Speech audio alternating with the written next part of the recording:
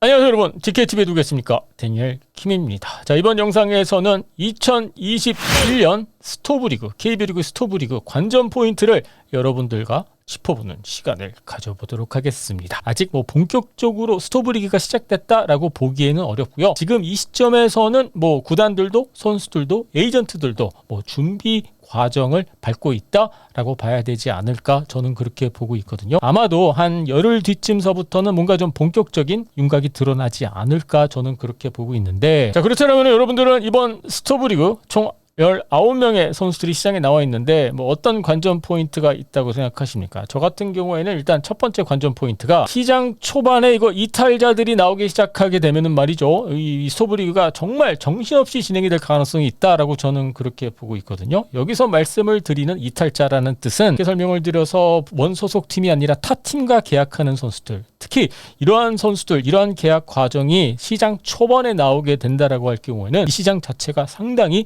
뜨거워지고 과열되고 오버페이가 날 가능성도 저는 충분히 있다라고 보거든요. 예를 들어서 이해하기 쉽게 설명을 드리자면은 손아섭 선수가 롯데와 재계약을 하지 않고 타팀과 계약을 했다, 또는 LG 트윈스의 김현수 선수가 LG와 재계약을 하지 않고 타팀 두산 베어스가 되든지 키움 히어로즈가 되든지 구단을 떠나서 말이죠, 타팀과 계약을 하게 된다라고 할 경우에는 엄청나게 움직임이 많고 과열되고 그리고 오버페이 계약도 많이 나오게 되는 시장이 형성이 되지 않을까, 저는 그렇게 보고 있거든요. 그래서 시장 초반에 말이죠, 여러분들, 선수들이 과연 원 소속 팀과 재계약을 하는 선수들 위주로 계약이 성사가 될지, 아니면은 만약에 타팀과 계약하는 선수들이 시장 초반에 많이 나온다라고 할 경우에는 마음의 준비를 하셔야 되지 않을까, 저는 그렇게 보고 있습니다. 예를 들어서 박건우 선수와 김재환 선수가 두산과 재계약을 맺는다? 이런 경우에는 오히려 조용히 좀 차분하게 시장이 전개가 될 가능성이 높지 않습니까?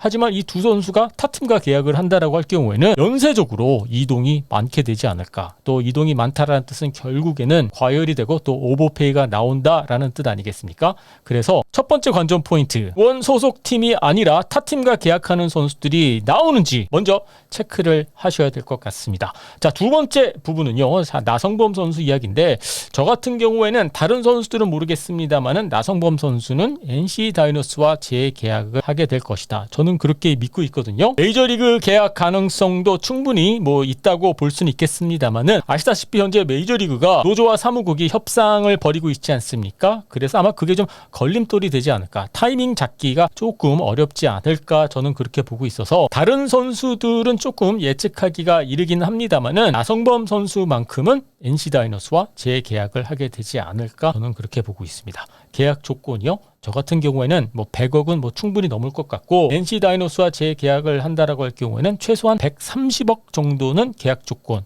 이거는 충분히 가능하지 않을까, 저는 그렇게 보고 있거든요. 아니, 왜 130억이냐고요? 양의지 선수가 125억에 NC 다이노스와 계약을 맺었기 때문에 그것보다는 조금 인상된 계약 조건에 도장을 찍게 되지 않을까, 저는 그렇게 보고 있습니다. 자, 그리고 세 번째 관전 포인트는 키워드로 말씀을 드릴 수 있을 것 같은데, 에이징 커브가 아닐까, 저는 그렇게 생각을 하고 있거든요. 일단 구단들의 입장에서 생각을 해보면요, 조금 고민이 될 것 같기는 해요. 예를 들어서 황재균 선수 87년생, 백정현 선수도 87년, 그리고 강민호 선수 85년생, 그리고 박병호 선수 86년생, 정훈 선수 87년생, 다들 30대 중후반에 들어서는 선수들 아니겠습니까? 이 선수들의 이 계약 조건 규모 책정하기가 상당히 저는 쉽지 않을 거다. 물론 이 선수들의 올 시즌만 성적을 들여다보면은 대부분 좋은 성적을 거뒀기 때문에 충분히 대박 계약 노릴 수는 있겠죠. 기대할 수는 있겠죠. 선수들의 입장에서는. 하지만 구단의 입장에서 생각을 해봤었을 때 올 시즌 성적이 좋았다라는 것은 충분히 인정할 수 있지만은, 과연 이 선수들에게 4년 계약을 제시할 수 있을지, 이게 가장 고민이 되는 부분이 아닌가, 저는 그렇게 보고 있거든요. 아마 시장이 조금 과열이 되고, 아까 말씀드린 대로 시즌 초반에 FA 계약,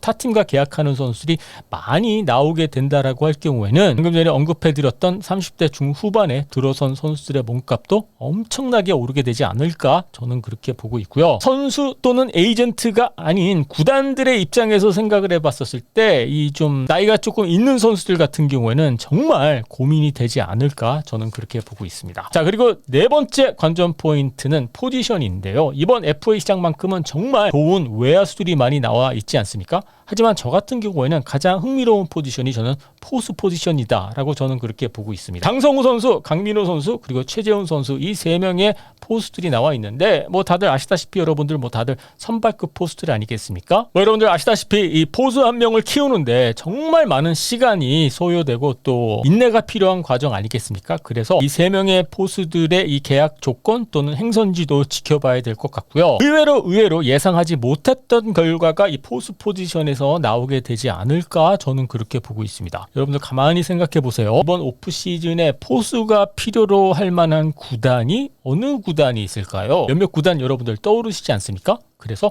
포수 포지션에서도 저는 충분히 오버페이 또는 과열된 결과가 나올 가능성 충분히 있지 않을까 저는 그렇게 보고 있습니다.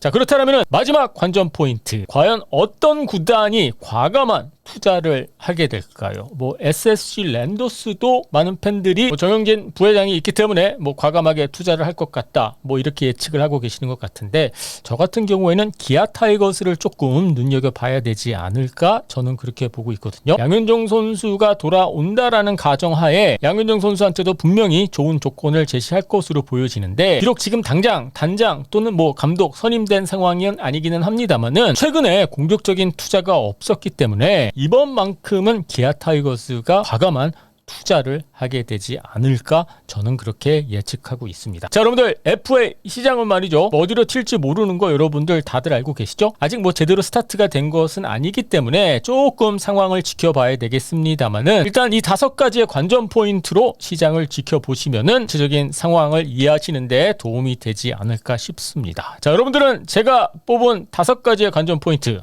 어떻게 생각하고 계십니까? 자, 여러분들의 의견 궁금하니까는요, 밑에 댓글란에 올려주시고요. 유튜브로 보고 계신 분들은요, 구독 버튼 눌러주시고요. DKTV는 내일 또 새로운 영상으로 찾아뵙도록 하겠습니다.